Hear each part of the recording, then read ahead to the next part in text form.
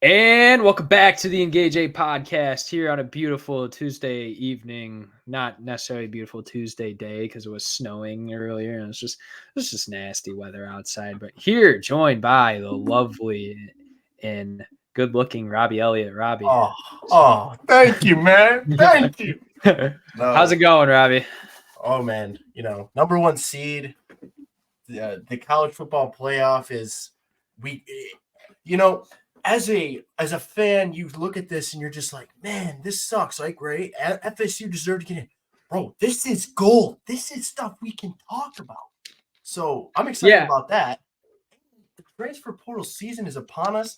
And in some ways, this is more interesting than the whole season in general. Yeah. Dude, we're vibing, man. This is like we got it's like the NBA. content on content. It's like the NBA, sometimes the off season's more interesting than actually like most of the on-court production. Exactly, man. That's exactly what I'm saying. This is we got a good one. So strap in, get your popcorn. Let's get going, Noah.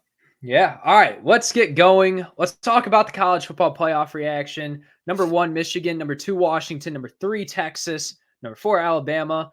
And then just outside at 5, Florida State. And then 6, Georgia. And then it really doesn't, it's kind of irrelevant after that point. I think it's 7, Ohio State. I don't care after that. Who cares? Yeah, it really doesn't matter. All I know is Bo Nix is coming to play in the bowl game against Liberty because, he just has to live in college as long as possible. Dude, that is the most Bo Nix thing I've ever heard. Liberty.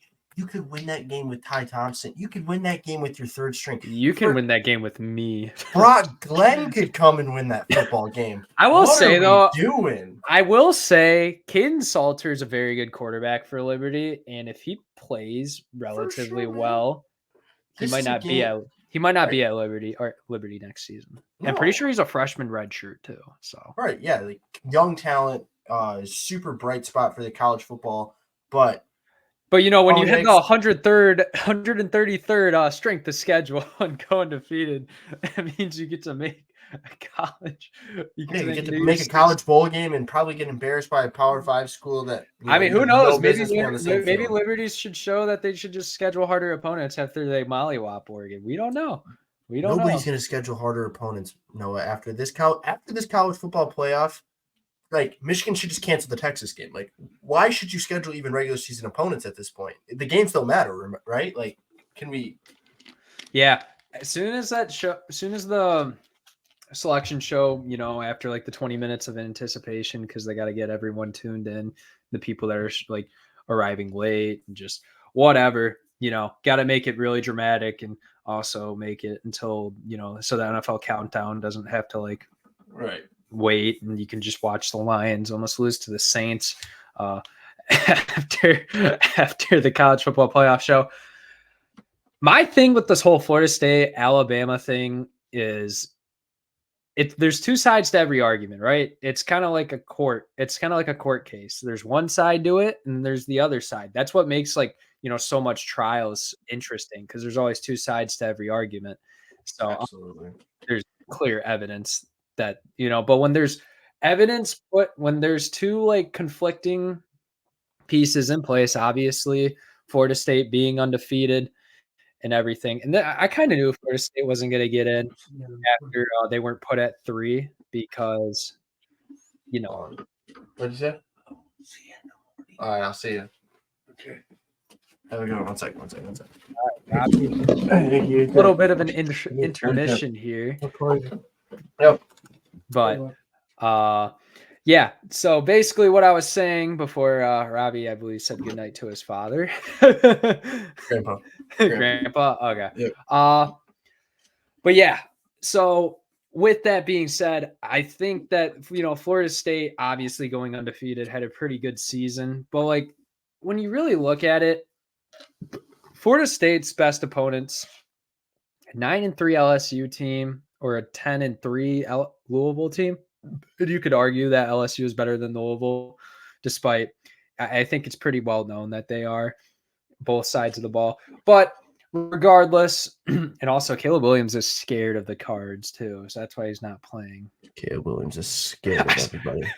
I saw a tweet is like the only reason why he's not playing in the bowl game because he doesn't get partial ownership. I was just, dude, I love memeing that guy. He's the most memeable human being of all time. He might be one of the most talented college football players to ever. For sure, and that's why it's fun to meme him because like you can back it up, dude. Like if you're getting defensive about getting memed by fans, like bro, don't go to the NFL. Like, you can't stay away. But no, back to it. I mean, they also put this graphic of like the criteria, which is very subjective. And I think this is something that I heard that I think would be a really good idea is we have more than just one committee. We have two committees and a computer model that suggest who's in the college football playoff. Shout out Joe Klatt. Shout out Joe Klatt, dude. The man he's just so innovative. His mind just works at a higher rate than everybody else's. Right. No, and the argument that I love to give is in the way I analyze it, there's three arguments to this thing. There is the argument that Alabama deserves to be that 4 seed, right? There's the argument that Florida State deserves to be that 4 seed. And then there's this third argument that I think a lot of people are taking on too. It's that, hey, if this thing really is about being the 4 best teams in college football, then I don't think that these are the 4 best teams. I think if we want to talk about 4 best teams in college football, we would put Michigan, Georgia, Ohio State, and Alabama, right? Maybe Texas you could throw in there, like Texas. 100%. Yeah, I mean, I don't know. I might say Washington still because they looked damn good. Spot is still up this for is grabs. why this is why we should have either stayed with 2 or moved to 8. Yep, exactly. Because there's a clear cut 2 best teams. Yeah, and if we had cut 3, and there's a clear cut 2, like for sure. Michigan or Washington, like no one would be pissed. And then and the other bowl games matter more. And then, or if we go to 8, like there's what? Michigan, Washington, Texas, Alabama, Florida State, Georgia, Ohio State, and Oregon. Yeah, Oregon. It's like that, which is perfect. Which is perfect. Exactly. And I think that the case that we could go with the 4 team and go 3 different arguments and still not have a 4th team, it concludes the fact and just presents so much evidence to the fact that this is the best, this is the closest we've had this thing, right? Because it's been pretty. It's been who's going to break out, and nobody ever broke apart. Yeah, like I mean, you could say Michigan kind of separated themselves from the cream of the crop at the end, but they played against one of the top 8 teams in the country, and it was a 6-point game and a very good game at home.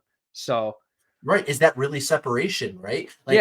Ohio State had to drop because they lost. And this is what I'll say for Ohio State fans: it's unfair that it's not the 2 best records playing in the conference championship game. If I was an Ohio State fan, I'd be pissed because you might win that game on a neutral site and be able to, and you and Michigan both make it in. Like Oregon and Washington get to play twice. Yep, Oregon and Washington get to play twice. Georgia and Alabama probably play twice. They play twice some years, yeah. That's what I'm saying. This is. And which I'm glad it's all moving to a divisionless format. And every single conference, of course, there might not be another Power 5 conference if everything falls through. We're just gonna have the 2 big dogs, and then the Big 12 is gonna obviously get all the other teams that are good but not great. So right, man, college football. This was you knew that this was gonna happen with all of the change and all the expansion and everything all the moving pieces. You had to think that it was going to come to a year where we saw why they're doing this, and this was the exact year that they're doing it. So we got really lucky, and there's not really a statistical point to really prove that format's fraud because it's only been for a decade, and relatively a lot of teams have just collapsed towards the end and everything worked itself out. But with more of high-end talent on each teams, the transfer portal really helps too, because I don't think people understand. Yes, the guys at low Power 5 schools are going to transfer to high Power 5. But then there's also those FCS kids that are, Power 5 caliber. And this also has to do with a ton of COVID eligibility. Like it all regulate itself out more, after, all this extra. As time passes, yeah. But like still with the transfer portal and how it is, like there's going to be a group of 5 guys that go to these mid-tier Power 5s and end up being really good. There's going to be guys from the FCS that go group of 5 or mid-tier Power 5 and are going to be excellent. Even some Division 2 guys. Like that's just how it works. And there's going to be a lot more even talent spread across the field. And just with how player development is these days, like there's going to be good coaches everywhere. Teams are going to get really good. So like the 12-team format's good. I think it's a little much. I think 8's perfect, or even like if you did 10. But I agree. I've always said that the 12 was a little too much. I never thought they'd actually go to 12, but they did. But yeah, just to comment on that point one more time, for every single individual out there who thinks the transfer portal is a bad thing for college football, like you and Dabo Sweeney can go kick rocks, dude. Like this is the best thing. Dabo's looking in the transfer portal, man. Man, you know that if those coaching staff, and he wasn't getting mean for it, if they didn't have the year they had, he would have never touched it.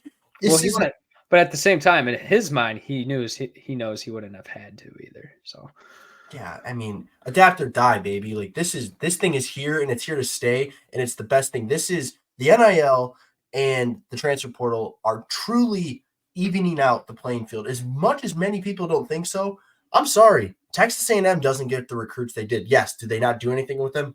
Absolutely. Yeah, but they don't there are a lot of them the recruits that they get without NIL. Auburn, schools like that. Tennessee, they don't get those recruits if they don't Michigan have NIL. State's more improved recruiting, like in terms of high end talent because of NIL, because they have the resources.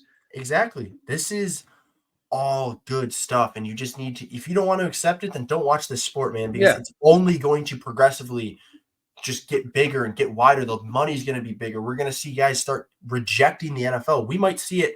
The first huge prospect reject the NFL and stay for another year, Marvin Harrison Jr. That's the power of this stuff. That's why this stuff is good, man. It keeps this sport at the top. And that's what we love. As college football fans, that's what we should love. We don't want people going to the NFL because as college football fans, we don't want to people, see the best talent. We don't want to see people opting out of bowl games and everything. Because guess what? It makes the sport better. It's just it's a little bit of an alternative to keep the sport kind of like keep it good as possible, as quality as possible. That's what you want. Right.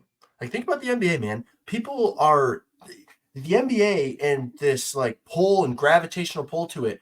It has ruined college basketball. They can't keep talent in there because people are going to the G League, people are going to the freaking all these other leagues, right? To just go to the NBA because the talent and the product, I don't think personally it's awful, but then again, a lot of these guys don't want to go to college. I will say the in-season tournament's been very entertaining.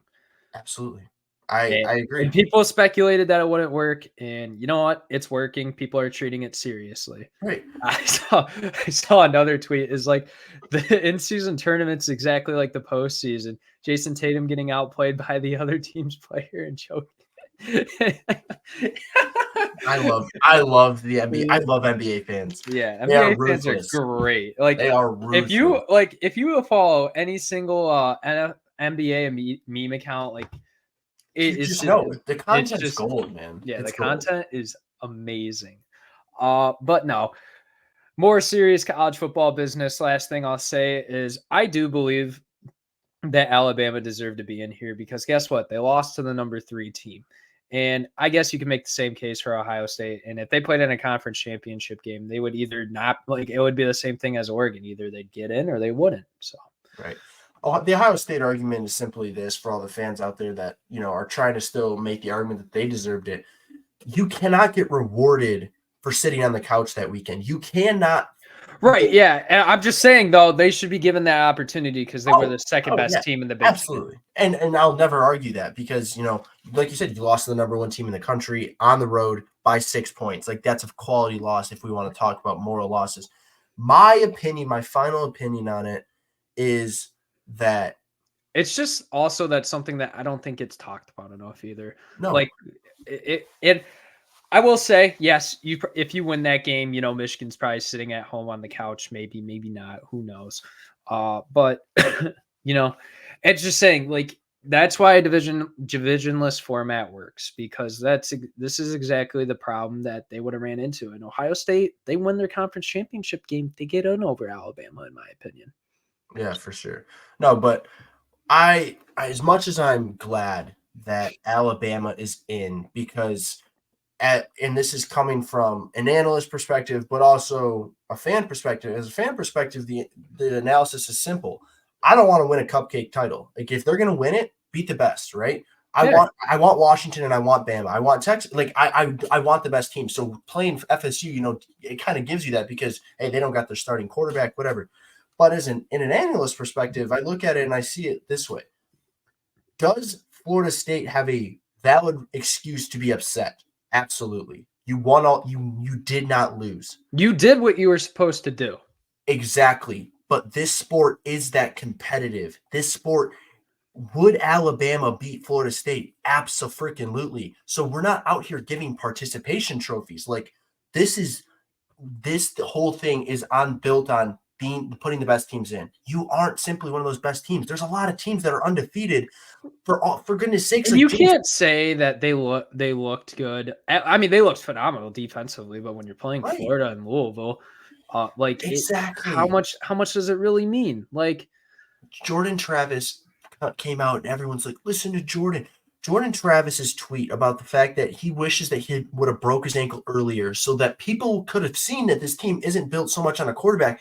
Man, that's just a guy being a good guy and backing up his teammates. He knows darn well, too, in his heart, that they would not have even had a ball game. This would have been the national championship all over again. They would be like 9-3, 8-4 team and going to play in the Pop-Tart Bowl. Right. Like, and they exactly. Which that game, me and Robby are going to do a Bull Pick'ems episode, and we're going to keep track. Tell us what we should do for a bet, because we need something on the line. Dude, because sadly, that's so true. That is so true. Sadly, he didn't get to burn his Michigan gear because I didn't get to burn the Michigan gear. So now we need a new wager. We got to come up with a new wager. That is a real thing, and it'll make the games interesting, because if they're, because we're gonna be watching them now. We're gonna be, oh shoot, like, we're gonna be texting each other like. Maybe, what's going on in the Cheez-It Bowl, man? Oh my gosh. Maybe me and Robby will go to the Quick Lane Bowl. The Quick Lane Bowl. Is that at Ford Field? Yeah. December 26th. Who's in that bowl? I think. Let me pull it up. Quick. I think it's a MAC school and a Big Ten school. That'd be amazing. That'd be awesome. Quick Lane Bowl tickets. Like 20 a pop. Yes, this is what we do on the podcast, guys. We look up stuff as we go, which is good podcasting. So absolutely. Bowling Green, Minnesota. Maybe not. If they get to down to $5, we're going. Oh yeah. And then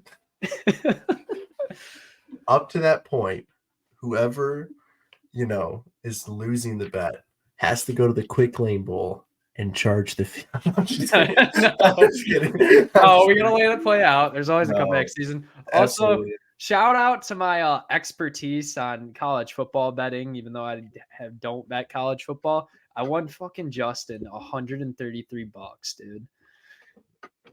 So told him, hey, you don't gamble, but you're ready. Yeah. You're preparing yourself, right? Yeah. So. I am not one who participates at all. I simply cannot. No. I don't partake because I love sports so much that I feel like it's almost a problem. Yeah. And so therefore I choose to stay away. I can't. I will never not like that with my money. Nope. Yeah. And you can hate on me all you want. We spent too much time talking about stuff. Also got a little distracted on other things, but both Pick'ems episode, we got to get it out before I think December 19th. So we'll probably get it out to you sometime this later in the week or next week. Probably next week, honestly. Yeah. Maybe this Saturday. We'll see. I don't know. Anyways, all right. We're going to talk a little bit about these games. We're going to do also in-depth breakdowns on these games as well. We'll do a whole college football playoff, like every single thing. Me and Robby are going to rewatch film. Yeah. Look at stats. Like, we're going to really get, analytical and break this down to the best of our abilities, which is our job. on this Absolutely. podcast. Absolutely. So the Rose Bowl. Oh, I actually spelled this wrong. Wow. Look at me. Okay, we're going to be in it. Did that say drown? No, it said DeWown. Down. Yeah. Rose Uh, Bowl, make it down. All right, here we go. All right, that looks a lot better. Jeez, There we go. we're just on a roll today.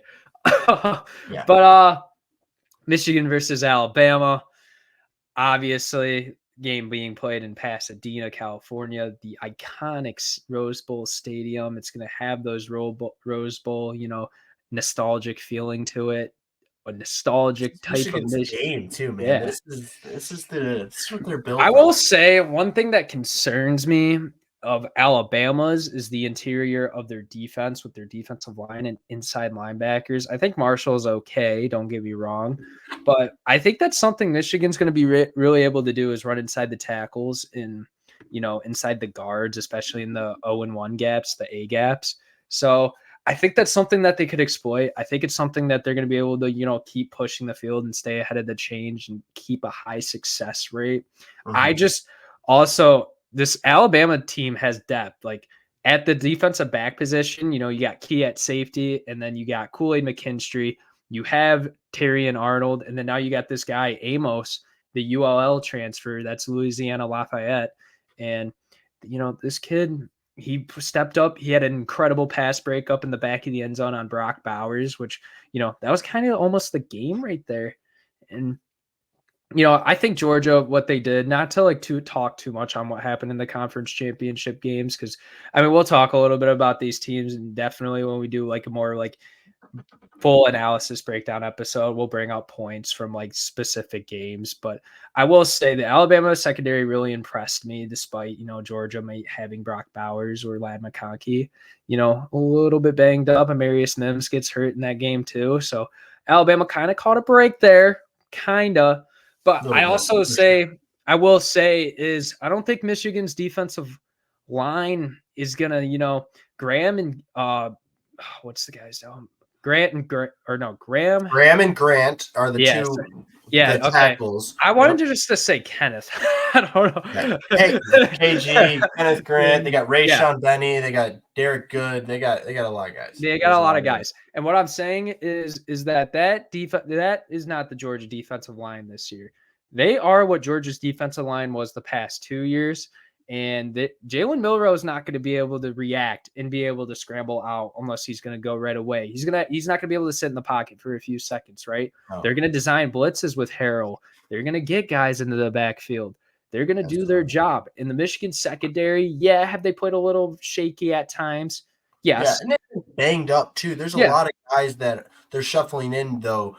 And that is for the purpose of this game. You see guys like Quentin Johnson get their reps, Keon Saab get their reps. These guys aren't starters, but they are preparing them so they have the game flow. They know. Right, because you never know. You're going to need that next man. It's a next man up mentality. Michigan does a great job. They literally have an 8-man rotation on the defensive line, which unheard of, man. That's literally only Georgia that have that deep of rotation, still have quality production from your defensive line.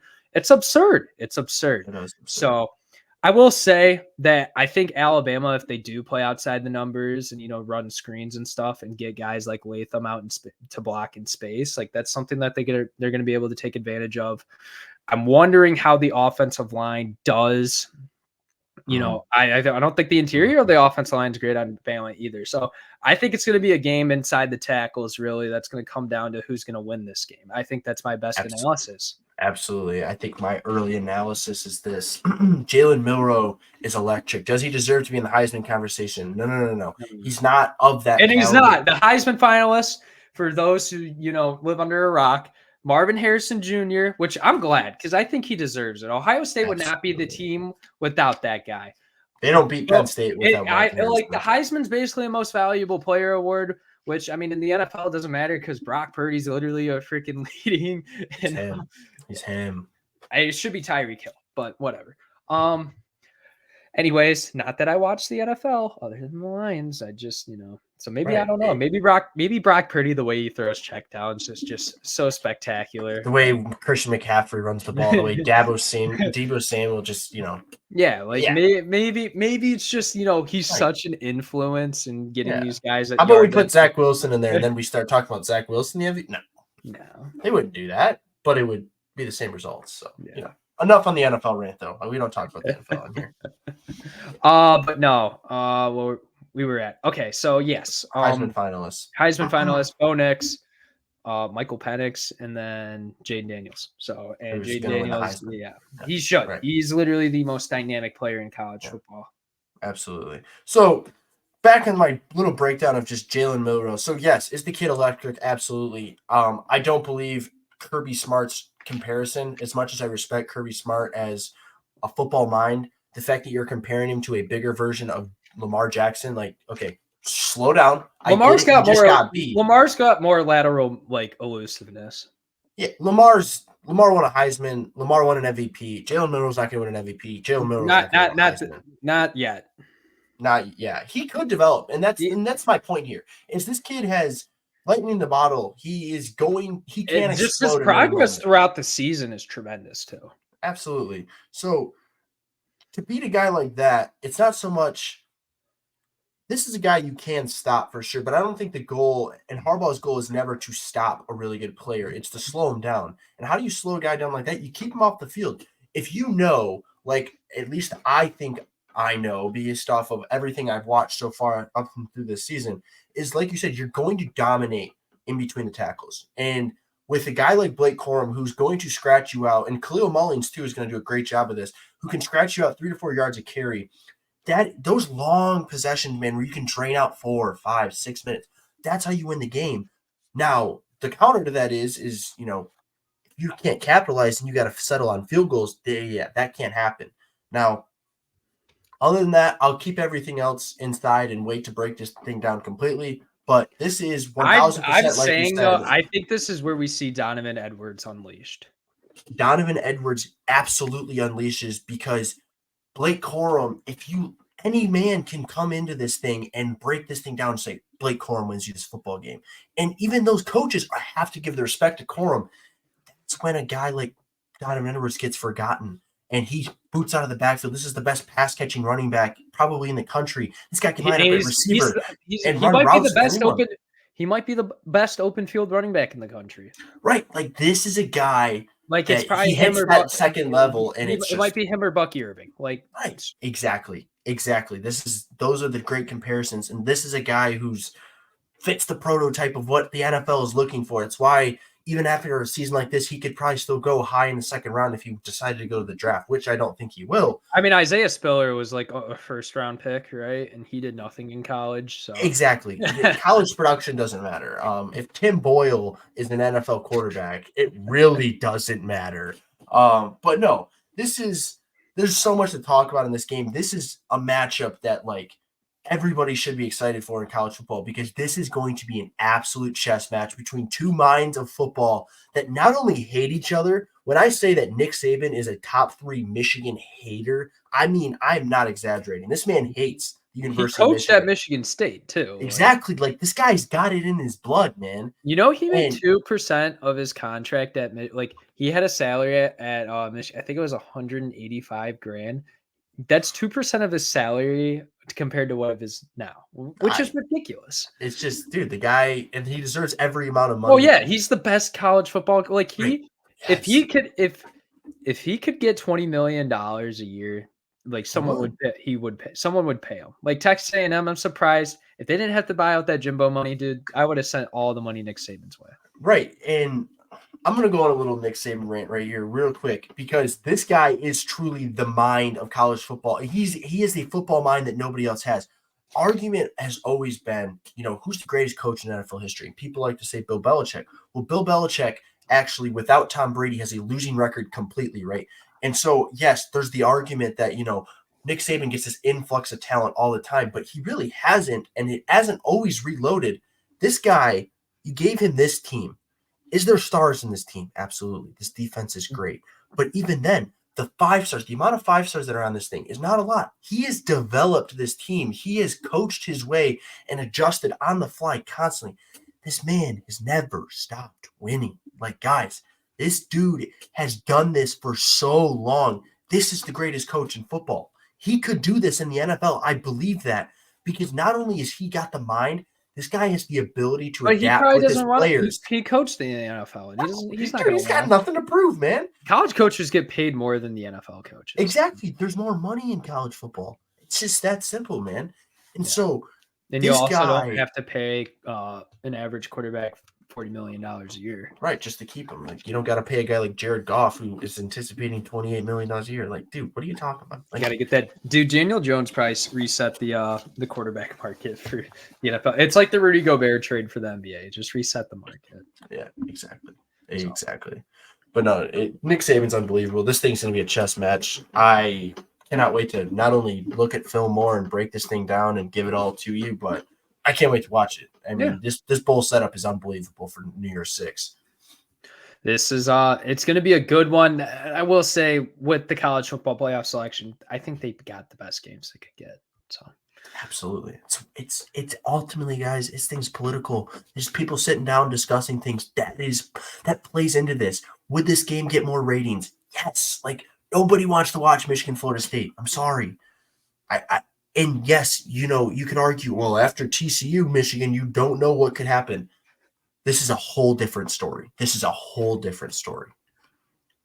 Jared Verse does not have that much power to be able to but there's other guys on win a the game. State defense too. No, yeah, I'm just giving an example of a guy who went off against Florida and went off against I don't know. I mean, I think if you're Florida State, you should have just said Jordan Travis is coming back.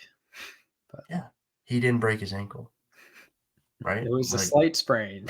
It was a slight sprain, even though his foot was the other direction. Right? Yeah. Whatever. All right. Sugar Bowl, and then we're going to get into our favorite season, transfer portal season, along with, signing days coming up too. Me and Robby will talk a little bit about that as we get into the signing day. Yes. Sugar Bowl, Texas, Washington. In Texas is basically backyard. Like they get home field advantage because of the championship games in Houston. Exactly. I was just going to say. Speaking of Houston, before we break this game down, shout out to Willie Fritz, the new head coach of the Houston Cougars. He is a guy. He's kind of like Kalen DeBoer. He's always won and always maximized the program. And if he can get Houston to a level, like there's money in Houston. Like Houston University, look at their basketball team. Look at the city. It's a very good money city. Exactly. Willie Fritz is a great head football coach. He's going to do his job. And this team could, by the end of it, compete for Big 12 titles, maybe compete for a 10 to 12 spot in the college football playoff. Like, we don't know. It's not like Houston football can be irrelevant. Like, there's been times in the past, 20 years where they've been ranked in the top 25. Absolutely. And that's the best part about this thing going to 12 ultimately is because there is teams like that now who have that. They have that goal now. Like, we could fit in that 10 to 12 spot as a smaller Power 5. So, it's just that also neutralizes. And also the Big 12 is just going to be wide open. The next wide open. I mean, we'll obviously probably see some separation as the conference goes on, and there's going to be some division in it. But who knows? Like, a lot of those teams, they're just very up and down. Yes. They should rename it to the J.R. Smith Conference. Ooh. Get his beautiful face with the WWE title belt. It'd be perfect. J.R. Smith. Oh, gosh.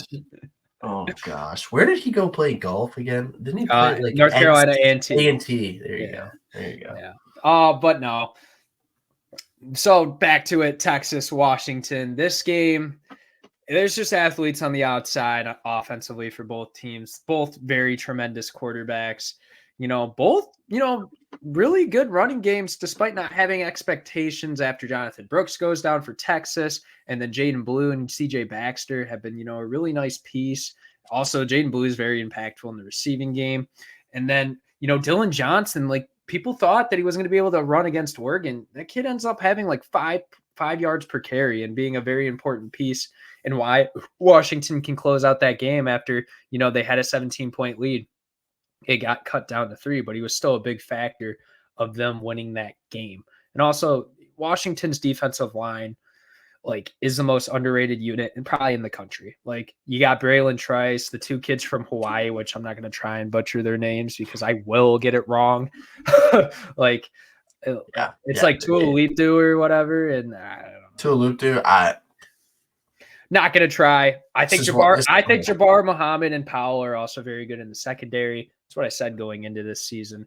I think Washington's a really good football team, and I kind of hinted at it in the preview show, but not too seriously. It was just something that kind of came across my mind, honestly, as we were recording. I'm like, maybe Washington's just saving everything for this game. And I kind of did. Like, if you watch Washington in their last 6 games after Oregon, you see the pacing, or you see the half-ass jogging, you see not going 100% every play other than Dylan Johnson, which, maybe they wanted to work on their run game and stuff and really prepare, because that's something that they couldn't do against Oregon the first time, is really run the ball.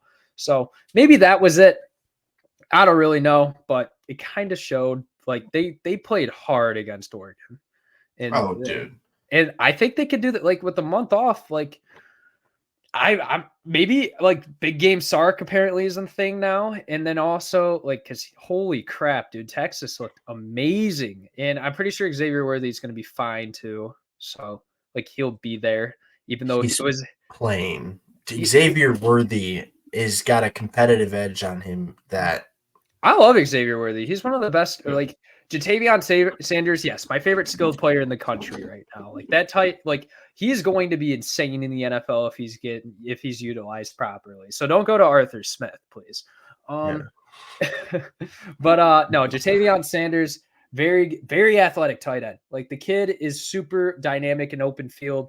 He's really good at creating separation. He can adjust accordingly. The kid's amazing.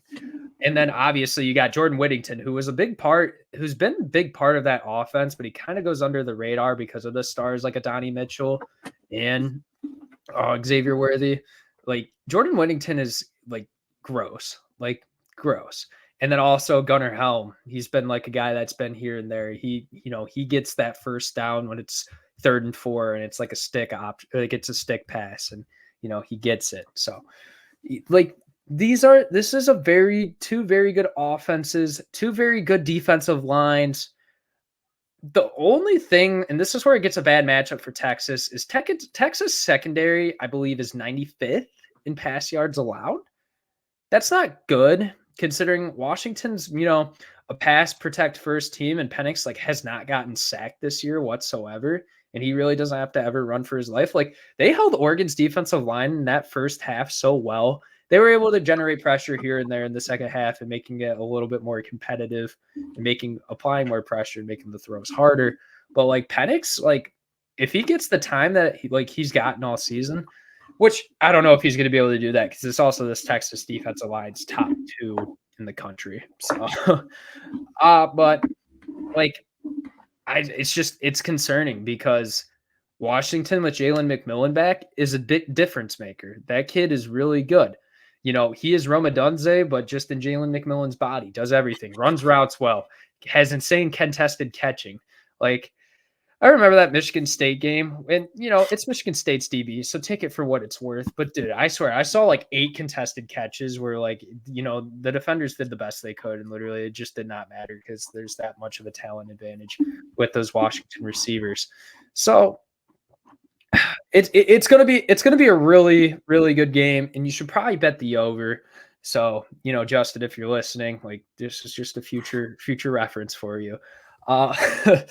So that's what I personally think. I think it's going to be a very high scoring, and I think it's going to come down to sacks and turnovers. That is my first breakdown of this game. Whoever gets the edge is going to win the turnover battle and have a greater margin in sacks. Yeah.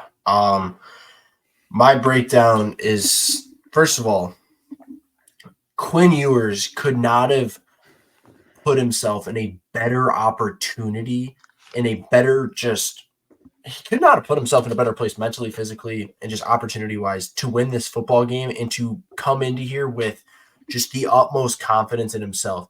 That kid played a perfect football game. I mean, he played a perfect football game, and I still think there's meat left on the bone. I think he can play better. This kid, when all those guys are gelling, he's ridiculous. And then everything else that has been there all season. And I'm not saying Quinn has played bad all year, but Quinn has, he has the 3 interception game against Oklahoma. Like, yes, did he play a good game other than that? For sure. But he just, that you can't do that to win a football game. When this kid puts it all together and everything else that has been there all season, the D line, the offensive line, even for Quinn, like they've played well. The run game, even though Jonathan Brooks isn't there, they're doing their job. This team is meshing well. They're getting hot at the right time, and they need it because Washington is an opponent that they're scary. We talked so much that this defense isn't bad because there's athletes all over it, but this is a defense that has just played a little inconsistent when they play at their level, that at their ceiling, they can stop anybody. And so that's just what's going to make this game. I don't know if there's a thing called stopping Washington unless you're Arizona State, I guess. Right. You slow them down. Like, that's just the only thing you can do. And even then, like, have fun. Yeah. Have fun. Because this team is electric. This game is going to be such a high scoring. This is going to be one of those just, I don't know how else to describe it other than an absolute shootout where two quarterbacks think. If you guys have never watched the highlights between Oklahoma, Texas Tech when Baker Mayfield and Patrick Mahomes went at it, I'm talking, first of all, look at that box score, expect something similar. And second of all, look at that scoreboard, look at the total, expect something similar. This thing is going to be a shootout like we've never seen. These are two, in my opinion, this is the future of the NFL. These quarterbacks you're going to be seeing on Sundays tearing it up. There's no question about that. These receivers you're going to see in the NFL and absolutely tearing up. There's so much talent in this game. This is the marquee matchup, in my opinion. I'm like you guys that excited. do those dynasty fantasy football leagues, like watch this game because this is a great opportunity to see exactly who you want. So. There's so much talent, there's so much speed, there's so much athleticism, man. Now, if you care, I'll say this: if you care more about like your actual team success, like the team you're a fan of, watch the Michigan-Alabama game because there's going to be studs on defense and studs on the offensive line. Yes. So, yeah. Exactly. It's a great display of talent in all terms in this whole college football playoff. But I must comment, too, that, yes, Steve Sarkisian coached a phenomenal game in the big game. Texas most of the time loses this game, and they didn't. They won this game. They won this game handily. But Kalen DeBoer's a winner. Kalen DeBoer, man, is a college. I'm scared because you give him and Jay Grubb a month to prepare. Like if you saw Washington at the beginning of the season, yes, it's a lesser competition. But when you have an all off-season prep and no one's able to see you on film rep these things out, it's scary because they're going to be in the lab.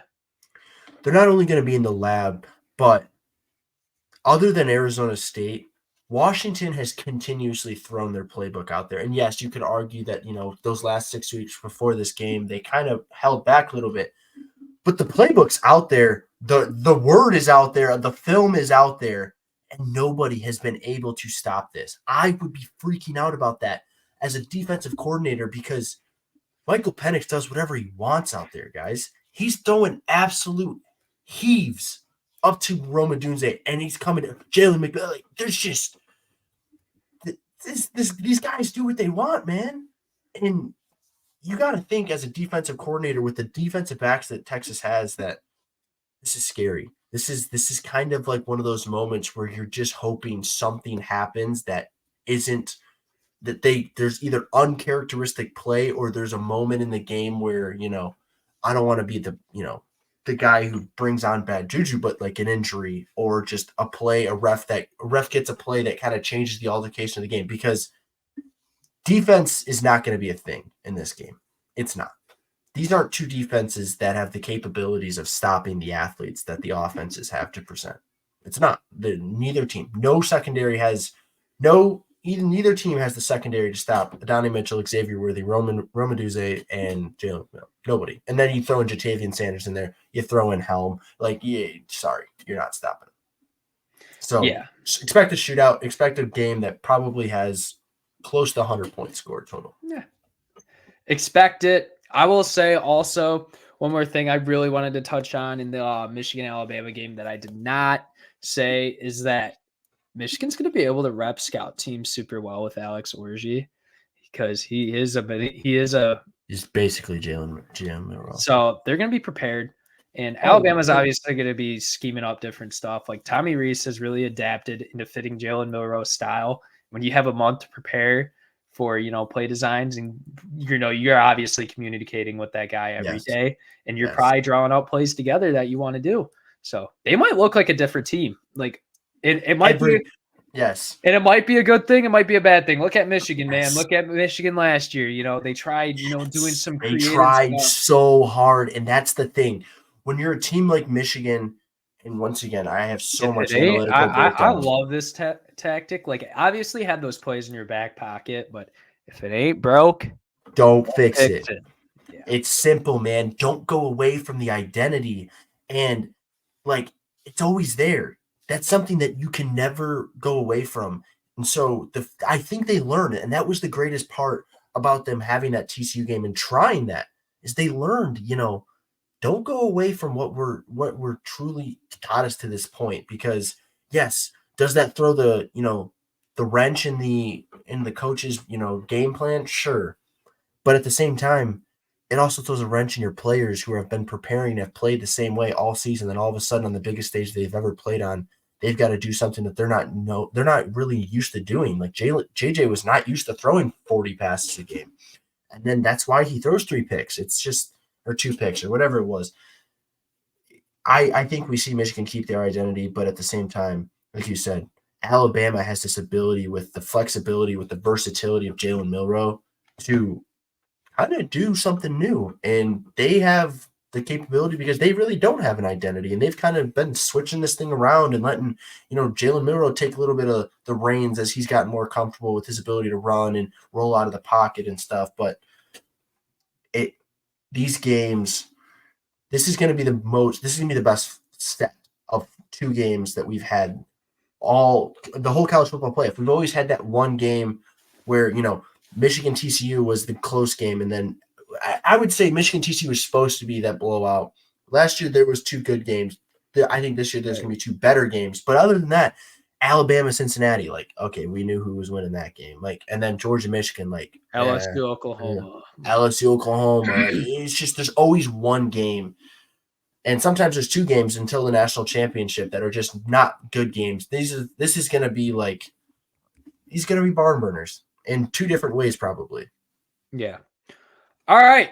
Time to get to the best thing.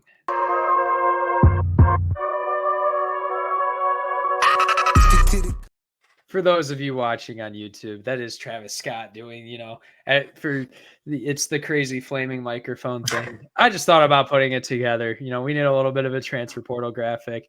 Probably going to get copyrighted, but, maybe not. Maybe they'll. Who cares? The broadcast needs a little bit of flair. Yes. Where do we even start? I don't know. Where do we start? How about let's start with the guys that have already found a home. Tyler Shuck just found his home at Louisville. I will say I really like Tyler Shuck. He got hurt at the beginning of this year. The kid, he was very mobile to start. I don't know how limited he's going to be, but he's kind of similar to Jack Plummer in terms of how he can throw the ball. He's not going to hit the crazy deep shot, but he's going to deliver those intermediate and short passes very well. And, as long as Louisville keeps some of the playmakers and develops or gets transfers of the playmakers they had on the outside this season and continues their strong running attack, they'll be fine. So, I might pick them to win the ACC next year, especially if a couple teams leave. Yeah, for sure. I think, where you go with this is, I think we're going to find a way to break down some of these guys that maybe were big high school recruits and never got their opportunity. And now we're seeing them walk out because, maybe they weren't given the NIL money they're promised. That's a whole nother episode. So we're going to talk about the guys, the big guys, and where we think they're going to land. Maybe where the guys have already gone, like Dylan Gabriel going to Oregon, and our thoughts. I don't think he's officially committed there, but no, it's kind of that unspoken, he's kind of just waiting for things to fall into place. But yeah. So I think the biggest one that we didn't see coming, at least this early, was the Kyle McCord out of Ohio State. And the whole Ohio State situation with the transfer portal, Noah has some thoughts on that. But my reaction to Kyle McCord is simply this. Everything that he was memed about, everything that Ohio State was memed about, to be honest with you, it's kind of come to fruition. It's come true. You don't have that guy in you. You don't got that dog in you. You know what I'm saying? And the fact that you couldn't take the hate, is the hate warranted? No, it's never warranted for something, especially of a guy who goes out and throws for 3,000 yards, almost 30 touchdowns, and under 7 interceptions. Like, dude, you balled. Like, you played great, and you played great against Michigan too. It's 2 bad throws, and that's happened, right? Like, whatever. Yeah, like for the majority of that game, and we both said that, like, Kyle McCord, other than those 2 interceptions, which, I mean, that first one was his fault. I don't know how much you blame him for the second one, man. It's the moment you can't take a sack. The sack ends the game. It's a make or break moment. Yeah. You gotta throw that ball. It's a make or break moment right there. You tried to give it to your best playmaker, and it just got jumped. Like, right, exactly. That's the stuff that happened, and you live with those mistakes because at least you threw it, right? At least the ball got released. You take a sack there, it's harder to live with that stuff. Yeah. But the last thing I'll finish with is, it's just like, it all came to true. Like, Kyle McCord really wasn't, the right guy to be in a situation to be leading a team of the caliber with the expectations that Ohio State holds. So this is good for him. I think it's good for him because kid's going to get a fresh start, and he's going to be able to get over it. Yes, are there fans going to be, still talking about the way he, couldn't get Ohio State and he wasn't the same guy? Sure. But this is a guy that has put up the numbers, and he's going to continue to put up the numbers. He's not your prototypical dual threat guy that Ohio State kind of needs, but that could be a whole nother problem because there's guys that, CJ Stroud could run, but we really never saw it. And that's a whole nother reason. The thing that intrigues me the most about this whole situation is the coach reaction. I'm sorry, but if you're going to push a guy out like that, what's rumored is that he's not guaranteed the job next year. So I don't know if it's more of a Kyle McCord thing or the reporting's wrong. Exactly. Because it's I've even heard that the conversation was, and this is where I think it's a reporting job because nowadays, nobody's objective anymore. People just love to, be the first to break news, and they love to put spins on it. And that's just, it irritates me as an analyst because you don't know what's true and what's not. So if the news and the way it was broke to McCord that he was not going to get the job is, hey, we're going to give another guy a chance. You're going to get a chance to compete if you stay. If that's how it was given, then this is a Kyle McCord issue because, if you don't believe in yourself enough. But he was already in that situation before. You think that he would really obviously he had, I think Devin Brown getting hurt probably helped his chances. Another man's downfall is another man's, upward trajectory. Yeah. Right. But what I'm saying is I feel like he wouldn't run away from a competition again unless it's pretty well known that he's not going to win. Here's the thing. You don't want Ohio State, man. The fact that he went 11-1 and threw for as many yards as he did and had the season he did, and he's giving another competition, it shows you that there's an expectation at Ohio State. And Urban Meyer said that you have to be competing for a national championship. So stats don't matter anymore. It's about winning. But the thing is if they relatively keep this roster together and keep Kyle McCord, they're gonna make the playoff next year. Right. And so that's where I'm saying Kyle McCord, I just don't think can handle those expectations. And I think that he realizes I think he also wants to go pro and, with yes. Right. And he doesn't want to run the risk. This is the thing too, is he does want to go pro and he does not want to run the risk of a guy like Cameron Ward coming in. And, Cameron Ward it's not an apples to apples comparison, right? This is apples to oranges. Cameron Ward can bring a whole nother element to the offense that Kyle McCord can, You and that can is his argue that he ability to still run. you still could argue that he's got a way better arm and has way better, ball placement. Cam Ward is the best quarterback in terms of right now. He's the best quarterback in the portal. Yeah, I don't think exactly. And so it's like that's the run, that's the risk you run because if you're benched, you can't hop in the portal and go with another team. So do I think Kyle McCord made the right decision? I do, and I wish the kid nothing but the best because the throws this kid can make they're good. Like this kid's got arm I talent. just This think he kid's doesn't need pressure on him. Like you no, come after no. Dwayne Haskins, Justin Fields, and CJ Stroud. Like you're expected to be this great thing. And I did not think he was going to be that type of player watching, the spring tape and knowing what I know about the kid. Like that's It's all it is. it's just simply was that exactly. And like you said, Devin Brown too. We think, in my opinion, at least, Devin Brown I thought was going to win this job, and him getting I hurt think does help. yeah, I don't like. I think Devin Brown doesn't get hurt. He has a legitimate shot to compete throughout the spring and summer.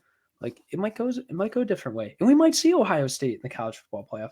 Like it's all it's all a bunch of unknowns and theoretical Right. possibilities. Yeah, Like exactly. we never will really know what happens or what would have Right. happened. But I don't know. My thing is I don't know why Ohio State would want to go and get an experienced guy because personally, I think Brown or Kindholz would probably be ready by next season, right? Like, Oh, I believe so, and I think that is a great point to I make. like, yeah. I don't know if they're going in the trajectory of, hey, we're gonna go get a top transfer quarterback, whether he's entering or not. We're gonna make him enter and offer him. Like, I wouldn't be surprised if they throw Shedeur Sanders like $3 million. Like, Oh, dude, this thing it's gonna get to that point, and this is the point that I want to make. So, in terms of transfer portal, this does align with the topic we're talking about. There's been a lot of Ohio State guys jump into this thing, and you question how much do the guys trust the people that are high up in that building who make the decisions for this team, like the head coaches, like just the AD, like like the administrative board boosters, like all yes. of it comes into a factor, and they all play a bigger part than you think. Their focus, I think, is on the wrong thing. I think this thing is, well, we haven't been winning at the rate that we should. We're not winning the games we should, losing the playoff last year, losing to losing to Michigan the past 3 years. So therefore, their response is, oh my gosh, we need to get. They're panicking, right? Oh, we got to get back to this thing right away. So let's throw money at a quarterback, right? And it's like, no. That's the wrong way to look at it because, in my opinion, I see a roster that has firepower all over it, man. These guys, they have great players. CJ, like, I'm just going to list off a couple of guys that could develop into something absolutely special right away. You got Jeremiah Smith, the 2024 kid that's coming, and this kid could be better. He can make impact as a freshman right away, right? Carnell Tate, this kid could be a great sophomore receiver that could just emerge into something special. Lincoln Keenholz or Devin Brown, one of those quarterbacks, they're going to. You're also forgetting about Brandon Inniss too. Right. Yeah, exactly. I haven't even got to that guy. Brandon Inniss is a freshman that's sitting on this roster. This kid's going to be special. Like, there is so much talent. And there's talent on the defense too. CJ Hicks. Styles. Yeah. Like, yeah, exactly, man. Sonny Styles.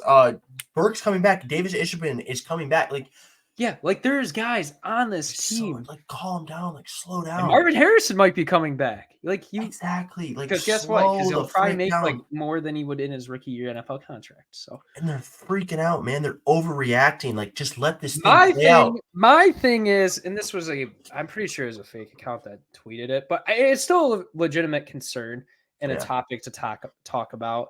Like when I see a verified account with 260 followers saying that they're a reporter, like I'm going to speculate a little bit. But as you should. With that being said, I think it's still a legit conversation, and I don't think it's out of the realm of possibilities.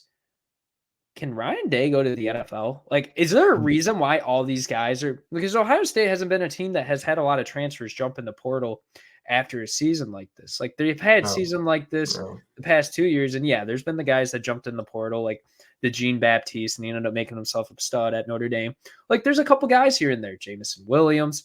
Like, but what I'm saying is that there's not been a volume of players at Ohio State to jump in the portal. So I'm wondering, either A, are they trying to poach a head coach? Which in this day and age, who knows? I don't know who they would, but like maybe they are. I don't know. Like it's not out of the realm of possibilities, and it could be something that goes under. It's one of those under the rug things where like we fire Ryan Day a week later, we put in this new guy, but or is he going? Is he going pro? Because money talks, man, and this situation is becoming a dumpster fire, like you said. Does all these guys, maybe they're not doing it with the motivation of, oh, we know our head coach is going to the NFL, but does this make Ryan Day go to the NFL? Like, there's so much speculation right now. Ohio State is in this situation where this I'm not saying he offseason is. can I'm make just or saying, break. I'm not. No, I'm not saying he is. I'm not saying he's going to the NFL. I think it's just a legitimate question to ask. it's great speculation, and it's not a stupid question to ask because there's draw. There's And I pull. wish there was a press conference for Ohio State to ask this because you could tell by his tone of his voice and his facial reaction if he was going, if there's a legit concern about it or not. So we shall see. I don't know. I think he'd work out though. Like he's one of those guys that like he's got the mind for the NFL. Like, and if he wants to go, coach CJ Stroud in Houston or go coach one of his guys, like Justin Fields in Chicago. you in Chicago after this year. Hmm? I don't hope Justin Fields leaves Chicago, but Oh, don't we all? I mean, as football fans, I don't care if he's a Buckeye or not. He's a great football player, and you want to see that talent. You don't want to see that talent wasted. Yeah, like what I'm saying is that like he's got the mind, and For sure. It's not as much pressure being an offensive coordinator in the NFL as it is being a head coach in college football. Yes, exactly. So the Ohio State stuff. That's our thoughts. I will say, I think Jair Brown, whoever gets him, getting a stud. Elite. Evan Pryor, also great running back talent. Yeah. That kid's going to be elite. Mayan Williams declares for the draft. I haven't seen him play all year. But right. This is a guy, though, that, stepped in last year and got some great reps. And, that's a guy you're banking on potential for sure. So getting into a guy now that I think a lot of people maybe don't know about if they don't follow high school recruiting, but is a big name nonetheless because he hasn't, he might not have gotten his time in college football, but he also was banking on the fact that, Texas A&M would pay him the NIL money they guaranteed him. But that is Walter Nolan. Walter Nolan, a guy that I believe everyone needs to go watch. He still played a decent amount this year, though. He had like 4 sacks. Yeah, and exactly. And still a significant amount of tackles, too. Exactly. And this guy is 6'5", 300 pounds, was the number 1 recruit in the 22 class. Dude, just game wrecker in the interior. Just a game wrecker. Athletic ability like nobody's seen. Like, he's one of those rare big guys in the portal that, like, you have to enter the sweepstakes for. Because, like, when it comes to linemen, like, you're not going to get a great – it's typically you're not going to get a great lineman through the transfer portal. You got to do it through recruiting unless you get a guy from that, like, lower levels like that group of 5 or FC. Unless you're Michigan and you just you just pull out like Ladarius, Big Tens, and you're just like, oh yeah, okay, possible All-Americans. Well, I think that's more of a player. Like they weren't necessarily good at their schools, but they had the player development and had and like that's the one thing I will credit to Michigan forever and ever with this staff. Like player development is ridiculous. It's ridiculous. They have not recruited at the levels of Ohio State, at Alabama, and Georgia, and they've developed guys that they hang with those guys, and that's why they're still in this game. That's why they have sustainability, because they can develop.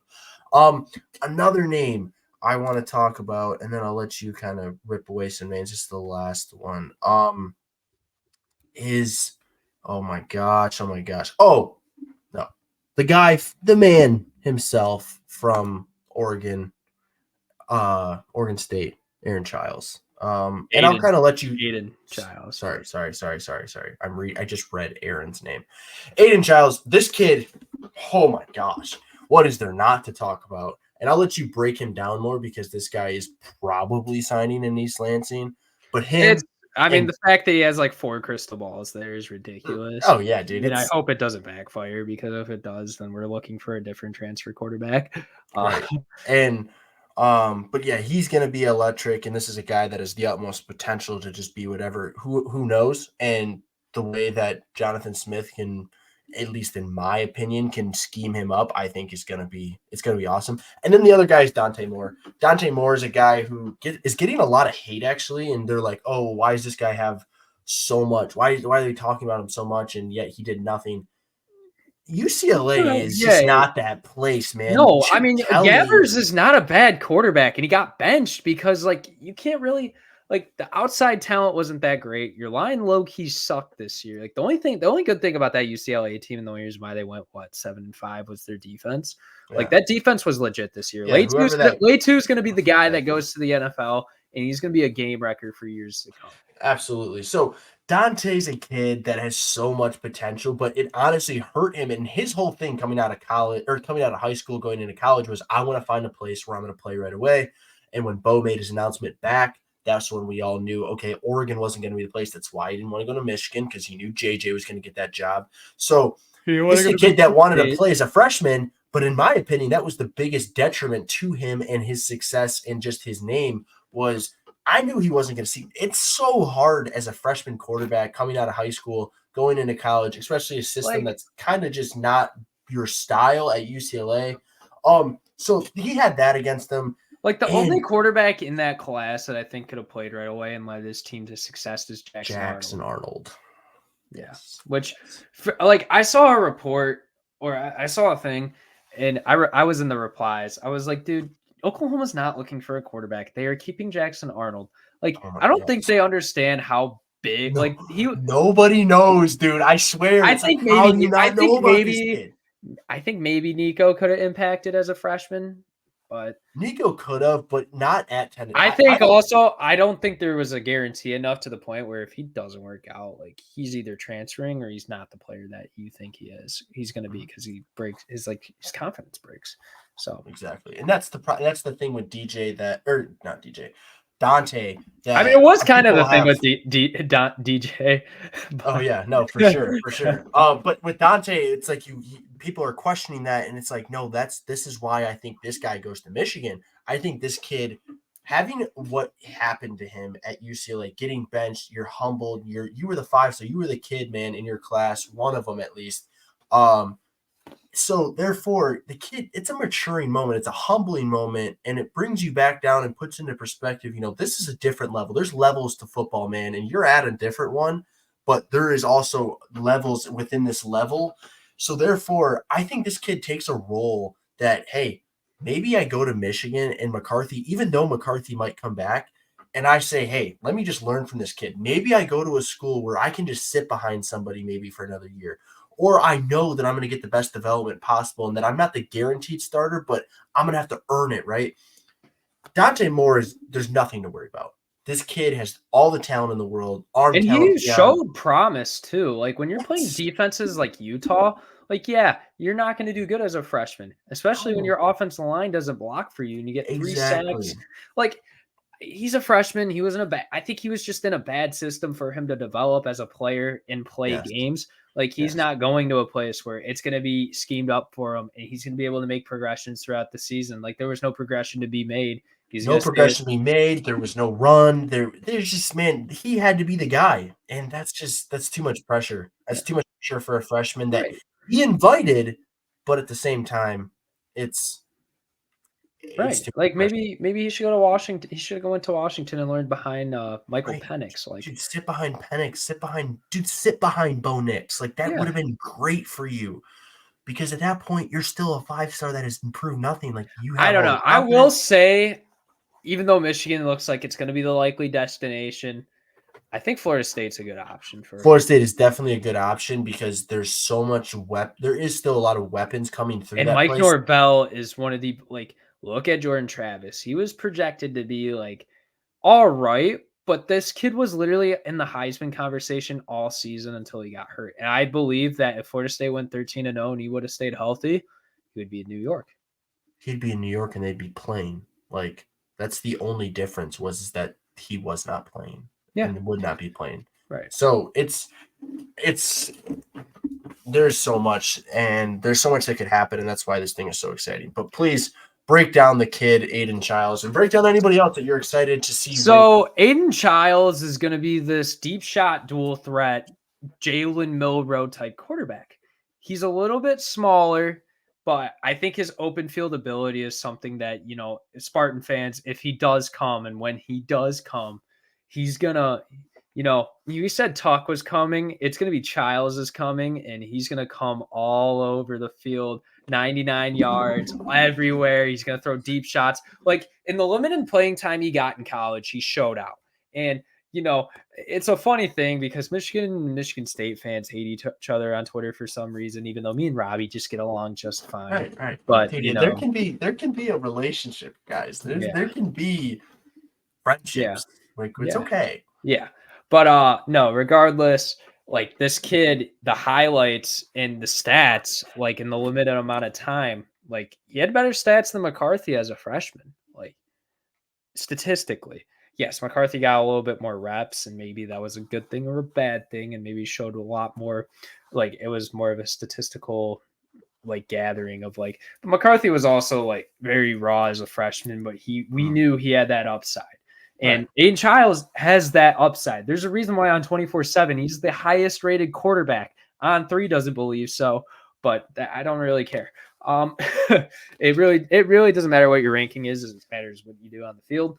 But I think he would be able to develop as a player and have a shot of going pro while improving this program of Michigan State. Hey, maybe they're in a dark horse spot for the Big Ten championship, that type of thing. So I think it's a really good thing for Michigan State to get this kid.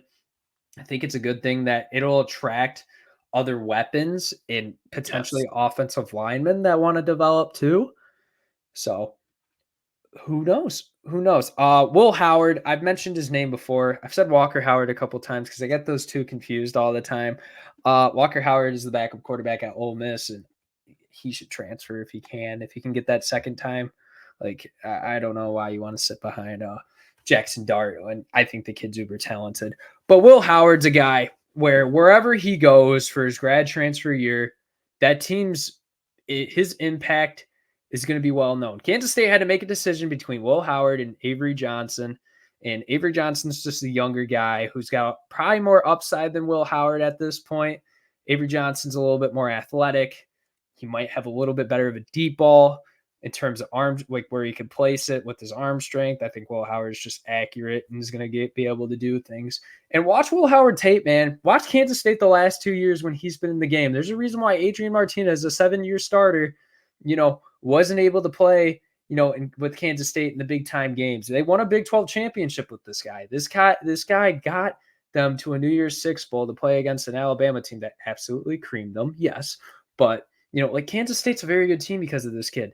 And this kid, wherever he goes, I think he's going to be uber talent. He's uber talented, very underrated. Like this is a kid that doesn't get talked about enough. He's going to have success, man. He's going to have success. Looking more into it, I think Riley Leonard's going to Notre Dame. I don't think there's too much to touch on him. We talked a lot about him at the beginning of the season before he got injured. So there's that. I think Juice Wells, this is my favorite receiver in the portal. Kid out of South Carolina. He got banged up for most of the year. Watch his junior year tape. He led, when I was doing research on Jaheim Bell, when he transferred from South Carolina to Florida State, like Jaheim Bell is one of the most also underrated players in the country. He might be a guy that goes higher than most mock drafts have him because of the athleticism. But Juice Wells is a kid who led this team in receiving 2 years ago. And if Xavier Legette didn't show out and he also didn't get hurt, like probably would have done it again. And he probably would be going to the NFL. But this kid, it's rumored that he's going to Texas or I forget the other school. But if that man goes to Texas, like have fun. He's another Xavier Worthy, a Donnie Mitchell type player. Like that's really all there's just to be said about that. Will Shepard, the Vanderbilt receiver, is a guy that I like in the portal. Obviously, Jamari Macklin, the North Texas wide receiver. Deion Burks from Purdue is a receiver I really like. Daquan Finn. Obviously, Daquan Finn, yes, the quarterback from Toledo that we rave about. And maybe once he commits, we can get him on the show and talk a little bit about it. See where he's going. I don't know. There's such an endless possibility of where he's going. It really depends about his market value and where teams think, what a team thinks they can do with him. Because this kid's one of the things about this kid, uber athletic, like Just super, dude, yeah, like. athlete, just spewing, just athleticism And I'm and just wondering, raw talent. is he a guy, a MAC player of the year? Is he a guy that can go to a big time program? Like, I'm wondering, maybe Ohio State gives him the call and they're like, hey, kid, like, you're that good. Like, because, A school yeah, that I think about all the time. while he doesn't get the national coverage that he probably deserves, like, this is where you find your gem in the rough. This is a kid that, like, no one's going to think about going into the season too much other than people that really watch football, like, like me and Robby, where we're on a Tuesday night, like, oh man, there's nothing to watch. Oh wait, Action. there's MAC football. Like, this is a Yes. kid that we really like. Love the kid. Yeah, like if we could spend an hour on a podcast just breaking down every single game that he's ever played in, like we'd love to. But For sure. we Think don't- about this though, and this is a school that I think could also be going for. We were talking about Ohio State, but I think this is a school that could be going for the Ohio State transfer Kyle McCord. But I also think would be a great fit for Daquan Finn. That is Nebraska. Yeah, I mean Nebraska would be a perfect spot for Daquan Finn, and if they could get the weapons and supporting cast around him, like there's a limit. There, I mean, obviously there's a ceiling to Nebraska at this point, but like Nebraska or Wisconsin, in my opinion. I mean, that's all I gotta say. What, I don't know. I think they're gonna roll with what's that kid's name that came in after for Tanner Mordecai, Locke. Yeah, very well could. I think Curtis Rourke also entering the portal is huge because that kid healthy is very good, and if he can go to some sneaky like Big 12 or ACC, maybe even a team like Kentucky, like he might come back though. Like I feel like he's one of those guys. Like he might as well finish his career out at Ohio, but yeah, I mean that's kind of how I feel. Robby's got a whole party in his house. Chris what's going on. Chris Tyree, the Notre Dame receiver who got some time this year. He was kind of underrated. He's going to Virginia now, so that's very good for him. I don't know. I'm wondering if Virginia is going to be a bounce back, right? You wonder. And then Notre Dame also just picked up a commitment from a guy who entered the Chris Mitchell from the FIU Florida receiver, International. Yep. Which very, very giant gem, like diamond in the rough type guy.